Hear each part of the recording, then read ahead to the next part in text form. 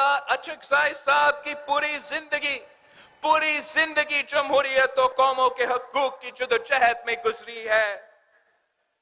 ہماری اپنی سیاسی جماعتیں ہیں، اپنے سیاسی سوچ ہے، اپنا منشور ہے، اور ماضی میں ہم آپس میں شدید سیاسی لڑائی بھی لڑے ہیں، مگر ہم سب محب وطن پاکستانی ہیں. اور جب ملک کو ضرورت پڑے، ملک کی مفاد کے لیے، جمہوریت کے بالادستی کے لیے ہم مل کے لڑے. آج بھی ہم سب کو نظر آ رہا ہے کہ پاکستان کی جمہوریت خطرے میں ہے. ہمارا وفاق پہ حملے ہو رہے ہیں. پاکستان کے اتنے مسائل ہیں کہ کوئی ایک سیاستدان، ایک سیاسی جماعت ان مسائل کا حل اکیلا نہیں نکال سکتے.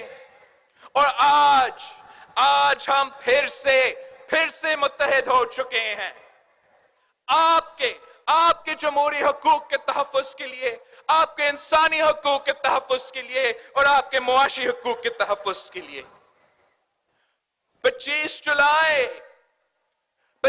جولائی پاکستان کی تاریخ میں ایک بدترین اور سیاہ ترین دن ہے. وہ اس لیے کہ اس وقت صرف پارلیمان ہی نہیں بلکہ جمہوریت نشانے پر ہے.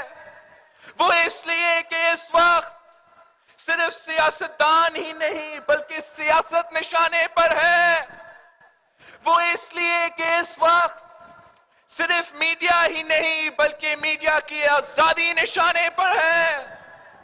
وہ اس لیے کہ اس وقت صرف صحافی ہی نہیں بلکہ آزاد صحافت نشانے پر ہے. وہ اس لیے کہ اس وقت صرف انسان ہی نہیں بلکہ انسانی حقوق نشانے پر ہے. وہ اس لیے کہ اس وقت غربت نہیں بلکہ غریب نشانے پر ہے. وہ اس لیے کہ اس وقت صرف زراعت ہی نہیں بلکہ کسان بھی نشانے پر ہے. وہ اس لیے کہ اس وقت صرف انڈسٹری ہی نہیں بلکہ مزدور بھی نشانے پر ہے. وہ اس لیے کہ اس وقت صرف تاجر ہی نہیں بلکہ تجارت بھی نشانے پر ہے. وہ اس لیے کہ اس وقت صرف سیاسی کلچر ہی نہیں بلکہ تمام اصولوں بھی نشانے پر ہے. وہ اس لیے کہ اس وقت صرف کاروباری ہی نہیں بلکہ غریب کی جیب بھی نشانے پر ہے. وہ اس لیے کہ اس وقت دہشت گرد نہیں بلکہ مظلوم نشانے پر ہے. وہ اس لیے کہ اس وقت غریبوں کو گھر دینے کے نام پر غریبوں کے گھر نشانے پر ہے.